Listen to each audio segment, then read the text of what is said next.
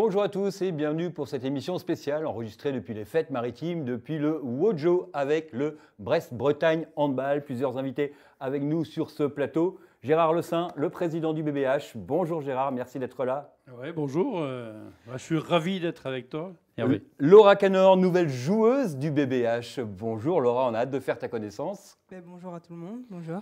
Et Nicolas Rouet, alors j'allais dire qu'on ne présente plus, si on le présente quand même, manager sportif. Bonjour Nico, ravi que tu sois avec nous également. Bonjour Hervé, bonjour tout le monde. Alors Gérard, déjà le BBH est présent sur les fêtes maritimes, sur le stand, sur le village des Jeux. Il y a un stand BBH, il y a un stand Stade Brestois, les deux ne sont jamais très loin. Les deux mascottes, Zef le Pirate et Gwen la Rebelle, sont également présentes, elles sont même marraines de l'espace enfant sur les fêtes maritimes. Pourquoi le BBH devait être présent sur cet événement que sont les fêtes maritimes de Brest ? Ah bah, tu sais, moi, Hervé, c'est toujours pareil, c'est fédérer, faire partie du territoire. Nous, on aime ça, hein, on aime bien être avec les gens, on se doit aussi de... moi, je dis, il faut donner avant de recevoir. Donc, il faut qu'on... Non, aujourd'hui... Là, les fêtes maritimes, c'est une fête tous les 4 ans et il faut qu'on soit présent parce que si on n'est pas là, dans 4 ans, c'est long, quoi, tu vois. Exactement, oui. Puis là, on le voit, hein, les Brestois sont contents de retrouver leur fête maritime. Le BBH, dont ça va être bientôt la reprise, alors c'est le paradoxe de ces clubs professionnels qui reprennent leur saison, que ce soit le foot, le hand, au moment où nous, on part en vacances, hein, quelque part. Nouvelle saison, nouvelle équipe, nouveau visage, notamment au niveau de la coach, parce que voilà, on peut dire le nouvel entraîneur au BBH. Ouais, il y a un peu de mouvement Oui. finalement, parce qu'il y a 12 qui partent et combien qui arrivent, Nico ? 8 qui arrivent. Et nouvelle coach et et donc nouvelles ambitions. On construit tout ce qui a été fait. Je pense que ça a permis aussi d'asseoir la base du club. Hein. Aujourd'hui, on a bien travaillé dans les fonctions support. Les gens, ils pensent que dans un club, il y a que le sportif. Mais non, il y a tout ce qu'il y a derrière. Et tout ce qu'il y a derrière, aujourd'hui, fait qu'on a une structuration qui nous permet d'attirer des grands talents. Et non, là, je suis assez content du job fait par tout le staff, mais pas que sportif, mais aussi... administratif, médical, tout ce qui est derrière. Quels vont être les objectifs avec Raphaël à la tête de l'équipe cette année ? D'habitude, on dit qu'on veut faire mieux que l'année passée. Donc on n'a perdu qu'une fois en championnat. Oui, la barre est très haute, forcément. Ouais, la barre est vachement haute. Allez, au pire, un nul dans l'année. Peut-être. Et en Ligue des Champions ? Un quart de finale, ça serait raisonnable. Et après, plus il y a affinité. Après, c'est toujours, oui. Après, je suis pas sur le terrain. Après, il y a une part d'aléatoire. Après, c'est les filles qui vont chercher ce qu'elles ont. Je ne veux pas dire ce qu'elles ont envie, mais ce qu'elles sont capables d'avoir. Et je pense qu'avec aujourd'hui, on a une équipe qui peut bien travailler. Et c'est surtout c'est surtout le mental qui fait. C'est surtout la cohésion et on avait une belle cohésion déjà l'année dernière, et puis je pense qu'on peut faire de belles choses aussi cette année. Des partenaires toujours fidèles au club. On l'a vu, le public vient toujours aussi nombreux, mais le côté économique est plutôt bien portant également, avec des partenaires, encore une fois, qui remplissent régulièrement. Ouais, les partenaires sont présents, il faut qu'on aille chercher d'autres, mais il ne faut pas croire que c'est facile, hein, c'est du boulot.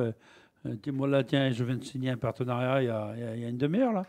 Et les gens, ils pensent que c'est naturel. Non, aujourd'hui, il faut toujours aller chercher. Aujourd'hui, il n'y a rien de normal dans la vie. Si on n'est pas au boulot, si on ne va pas au taf, il faut que tout le monde fasse bien son job. Hein.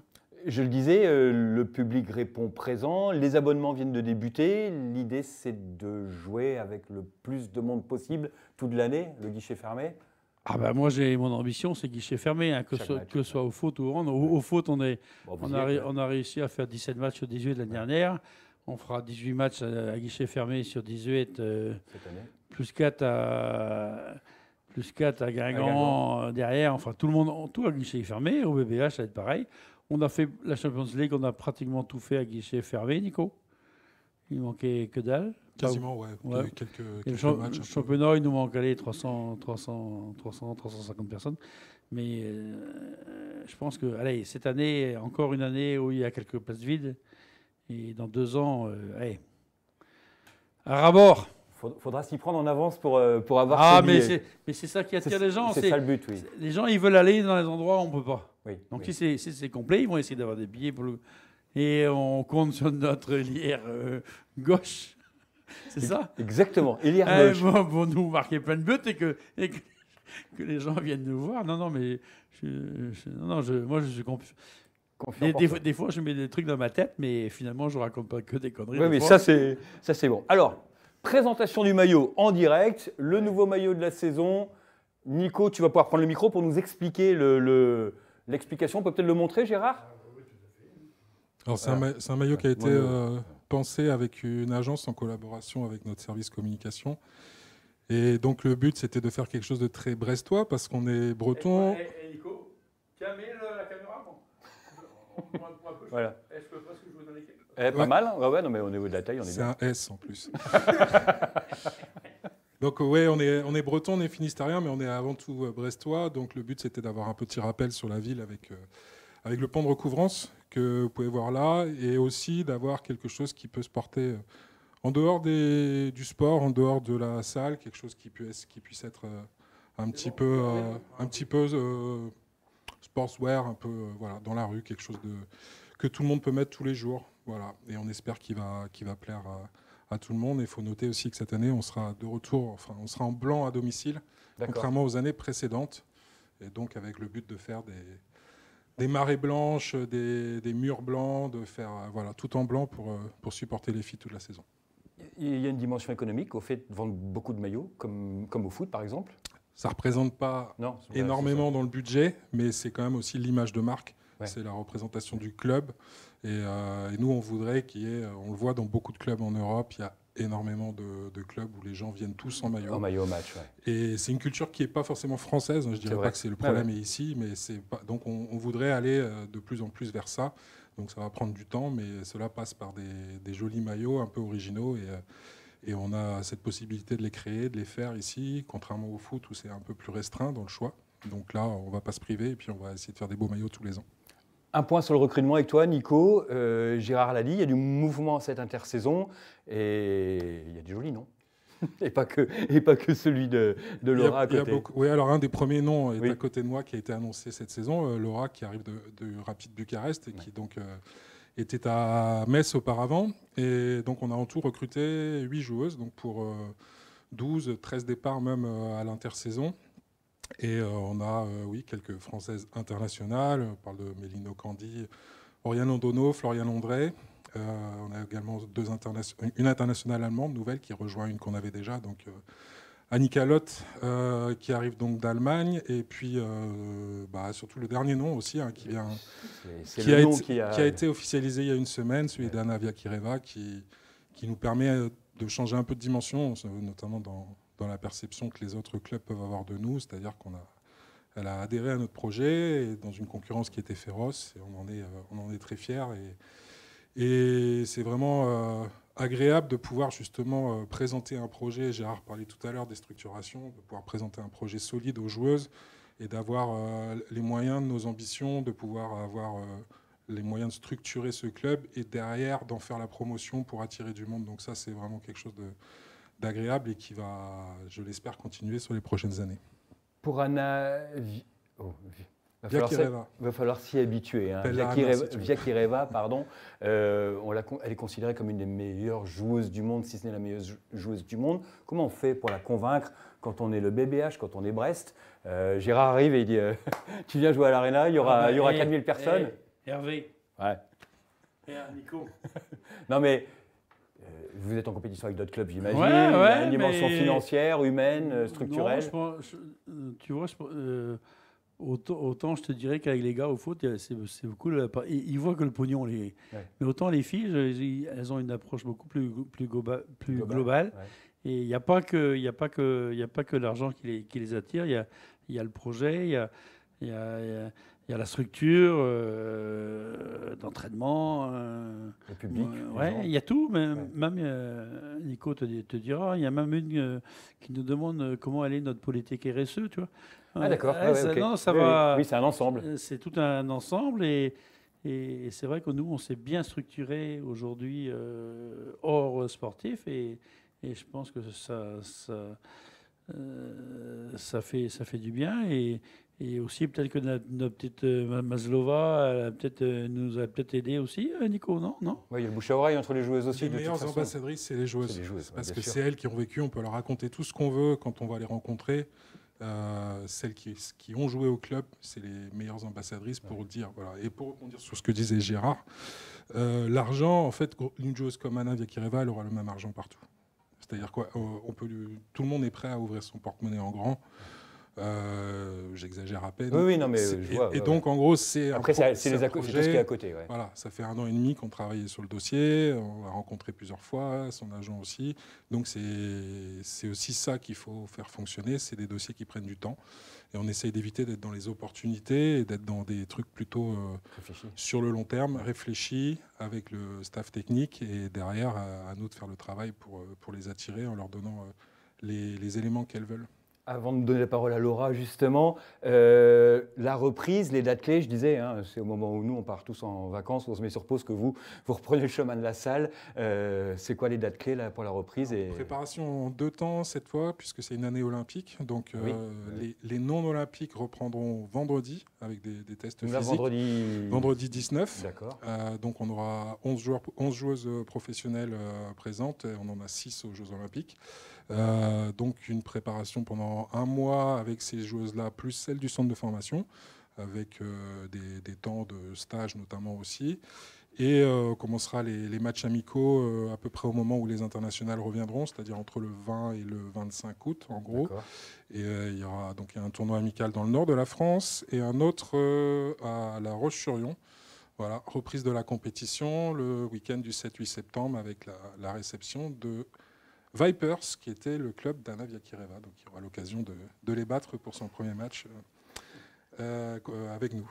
La campagne de réabonnement, Gérard disait, l'objectif c'est guichet fermé.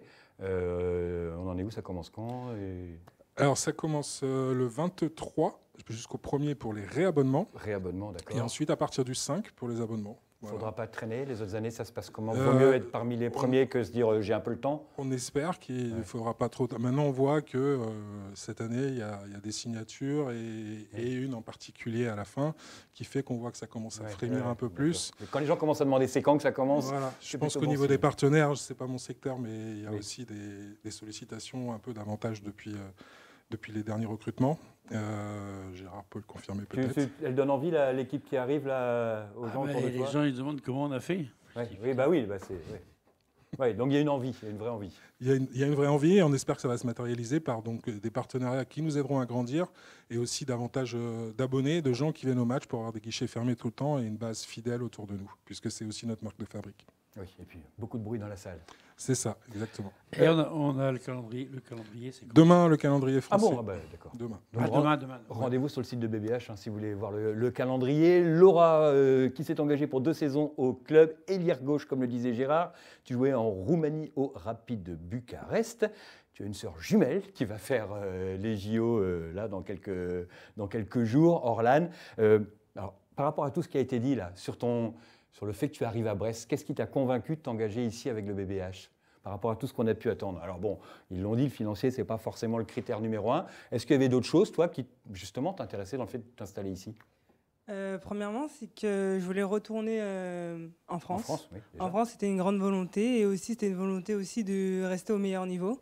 Et Brest avait tous les critères nécessaires pour que je puisse progresser encore. Et avec toute leur structure, vraiment, c'est vraiment un cadre agréable et aussi de performance. Je pense qu'on peut vraiment faire de grandes choses avec le club et aussi tout le staff qui est autour. Du coup, c'était vraiment important pour moi de rentrer dans une structure assez carrée pour vraiment pouvoir évoluer. Et je pense que Brest a tout pour ça. Nico le disait, les joueuses sont les meilleures ambassadrices du club. Est-ce que tu as eu des échos de comment est la vie à Brest, comment c'est un match à l'Arena, comment ça se passe de manière générale? Est-ce que ça marche comme ça Alors, j'ai eu quelques échos de certaines filles comme Coco, Coralie Lassource Oui. ou Pauletta Fopa qui sont très contentes du public, de l'ambiance et de vraiment toute la structure du BBH. Du coup, c'est clair que ça donnait très envie, en plus de jouer en plus avec elles et avec tout ce qui nous entoure. Du coup, oui, c'est clair que ça donne beaucoup plus envie. On m'a beaucoup parlé du temps, mais j'avouerais que là... J'allais le dire, j'avouerais que là, il fait très très très beau. Je suis arrivée jeudi et depuis jeudi, j'ai des beaux rayons de soleil. Du coup, tout va bien. J'essaie d'accumuler le soleil. Au mois de novembre, j'accumule le soleil. Au mois de novembre, au mois de novembre, on en reparlera, d'accord. Les premiers pas à Brest, justement, quelles sont tes impressions? Comment ça se passe, l'installation? Il faut trouver un logement? Comment ça se gère tous ces premiers jours quand tu arrives comme ça dans une nouvelle ville, dans un nouveau club? Les premiers jours ont été très encadrés. On est venu me chercher à la gare, on m'a présenté mon appartement. Tout a été mis en place pour que ce soit assez facile. Après, j'ai pas encore eu le temps de visiter encore. Je pense que j'aurai le temps. Ça va venir. Entre deux entraînements, dirons-nous. Mais je pense que je vais visiter. Déjà, les fêtes maritimes, ça me donnera l'occasion de visiter un peu le port. Et voilà, on va dire que pour l'instant, je me concentre sur mon aménagement. Et après, on va visiter la ville. Tu avais quelle image de Brest? Non, mais tu peux y aller, tu peux me dire. C'est moche. Attention à ce que tu dis. Oui, Brest. Moi, quand on parle de Brest, on me parlait du temps. Mais pour l'instant, je l'ai fait démentir parce qu'il fait très beau. Et puis surtout, tu as vu la vie qu'il y a ici. Exactement, ça vit beaucoup, c'est beau. La différence, quand tu disais je voulais revenir en France, c'est quoi? C'est une question de langue, c'est une question de méthode, c'est une question de pouvoir évoluer avec des coéquipières qui parlent la langue aussi? Non, c'est une question de langue, parce que mon niveau d'anglais n'est pas exceptionnel. Mais c'est une question de facilité parce que j'aimerais bien entrer dans un club où je peux rester longtemps en France, commencer à vraiment avoir de vrais projets parce que là j'y monte. Du coup, et du coup vraiment m'installer quelque part pour faire ma vie. Et du coup, Brest pour l'instant pendant 2 saisons a l'air très très bien. Tes objectifs personnels et les objectifs collectifs avec cette équipe. Encore une fois, nouvel entraîneur qui arrive à Brest, on l'a dit, pas mal de nouvelles joueuses, dont une des meilleures du monde. C'est quoi les objectifs à la fois perso et collectifs? Personnel, je pense que comme toutes les joueuses qui rentrent dans un nouveau collectif, c'est de faire une bonne saison, de donner son max pendant toute la saison. Et après collectif, je pense qu'on peut faire toujours mieux. Du coup, on peut faire mieux que l'an dernier. Et j'espère qu'on le fera. T'as vu, elle a compris. Elle a compris. Non, mais c'est vrai. En plus, avec Vakireva qui rentre dans les rangs, j'avouerais que j'aurais jamais cru un jour jouer avec elle, mais que là, c'est clair que ça donne une autre dimension au collectif. Et je pense que ça va nous aider. Et j'espère qu'on pourra faire la plus belle saison de Brest, pourquoi pas. On croise les doigts, hein, tous. Ah ouais, non, mais nickel. Nickel. Merci à tous les trois. Alors, on l'a dit, demain, Nico, le calendrier. Donc déjà, pour ceux qui veulent avoir une idée, la campagne de réabonnement fin juillet, c'est ça? Réabonnement, ça commence le 23 jusqu'au 1er août et après, abonnement à partir du 5 août. Bon, donc soyez vigilants, le public, les spectateurs, parce que, on le sait, ça peut aller très très vite. Je crois que le Stade Brestois, il y en a pas mal qui se sont cassés la binette devant la porte de réabonnement. Il n'y a plus d'abonnement au Stade Brestois, venez au BBH. Donc voilà, venez au BBH pour voir une des meilleures joueuses du monde et puis pour voir également Laura évoluer pendant toute la saison. Merci à tous les trois d'être venus dans cette émission. Merci bien Hervé. Et puis, profitez bien des fêtes. Comme ça, tu vas pouvoir découvrir une autre facette de Brest. Exactement. Voilà. Merci à tous. Et puis, nous, on se retrouve très prochainement pour une nouvelle émission.